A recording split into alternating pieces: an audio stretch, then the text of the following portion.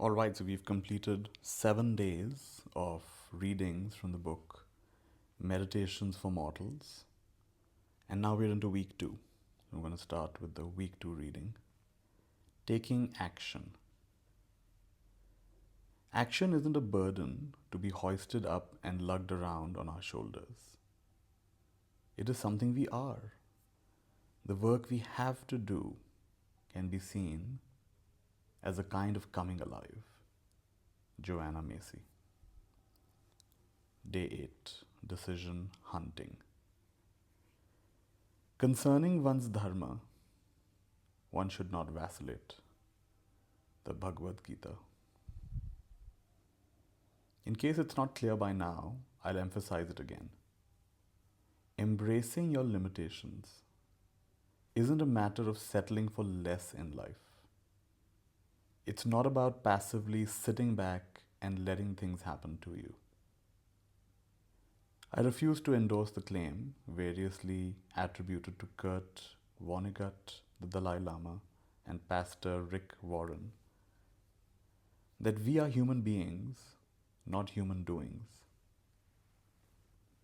The whole point of facing the truth about finitude is that it gets easier to spend more of your time on worthwhile and life-enhancing activities once you're no longer trying to do all of them, or do them perfectly, or do them with the secret agenda of achieving a feeling of security or control. I feel like repeating this line. The whole point of facing the truth about finitude, which is another way of saying limitations, our limitations, is that it gets easier to spend more of our time on worthwhile and life-enriching activities once we're no longer trying to do all of them, or do them perfectly, or do them with the secret agenda of achieving a feeling of security or control. That's why our focus this week is on the art of taking imperfect action. And I know of no better way to start doing that, especially when you're mired in procrastination or unable to figure out your next move, than to go looking for some kind of decision you could make and then make it. There is a vast academic and popular literature on the art of decision making, but much of it misses the point by treating decisions as things that just sort of come along. It's as though you're sitting behind your enormous desk in the executive suite, sipping your coffee, and ever so often, an underling hurries into your office, clutching a manila folder containing a decision that you must make. Perhaps this is how presidents and captains of industry experience decisions. And even for the rest of us, it's true that decisions do occasionally land on our desk, figuratively speaking, in this manner. Should we accept that job offer? Should we say yes to the proposal of marriage? Should we hand over our wallet to the mugger or decline? Far more frequently, though, the life-enhancing route is to think of decisions not as things that come along, but as things to go hunting for.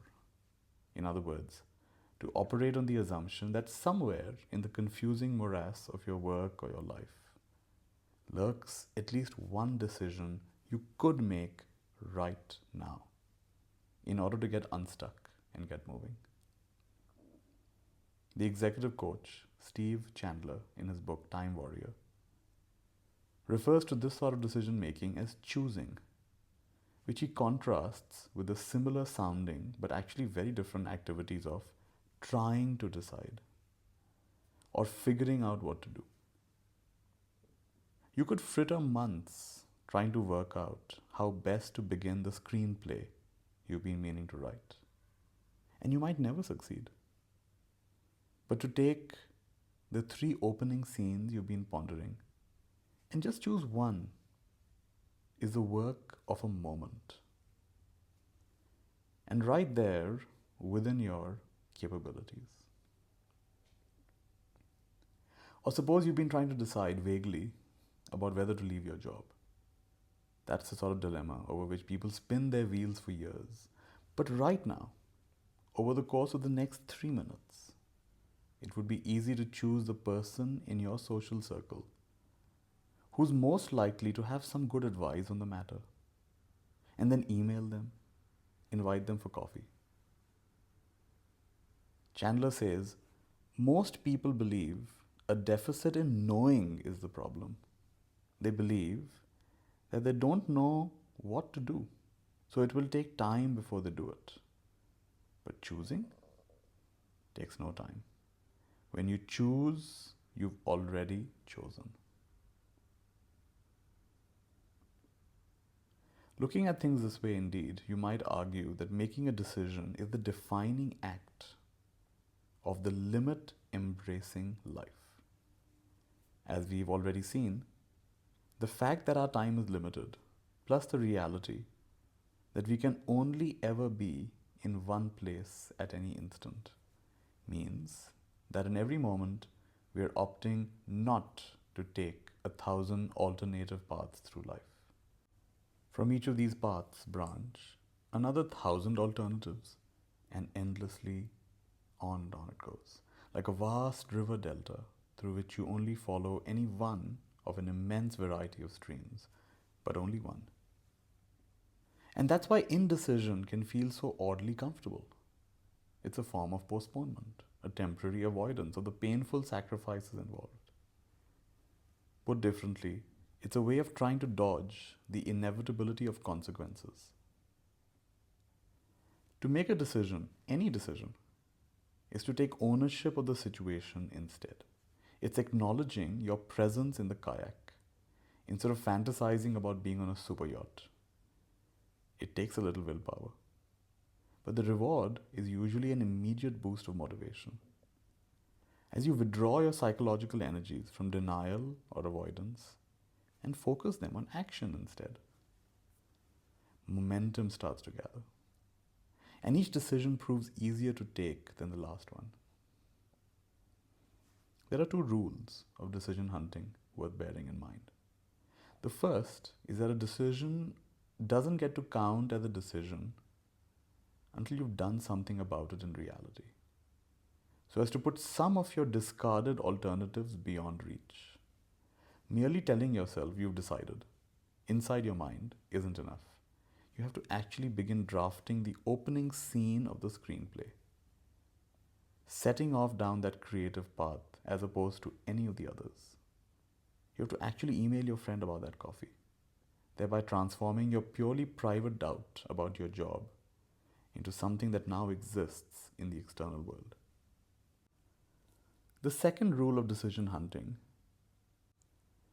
is that as long as you're following that first rule, it can be as tiny a decision as you like. Grand gestures are not required.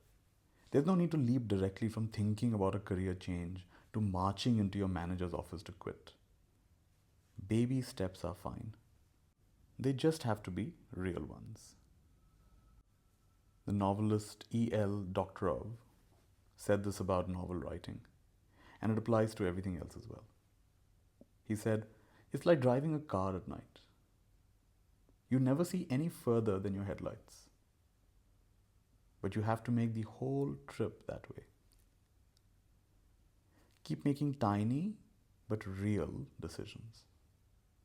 And when it's time to quit, your visit to the boss will be just one more incremental next step. The topic of deciding and choosing naturally calls to mind one of the most famous poems ever written, Robert Frost's The Road Not Taken. You know the one about the 2 paths diverging in a yellow wood, and how the speaker chooses the one less traveled, a choice that he says made all the difference. On the standard interpretation, Frost's poem is little more than a cliched celebration of the American dream. Spurn convention, do your own thing, believe in yourself, and success is guaranteed. But as the poet David Orr explains in his book, also titled The Road Not Taken, it's really something much stranger. Frost's poem undermines the conventional reading on almost every line. No sooner has the speaker told us about the road less traveled that he admits that in fact, previous travelers had left the two paths worn really about the same. And on closer examination, he never asserts that his choice of path made all the difference in his life either. How could he know, since he never got to compare it with the other one?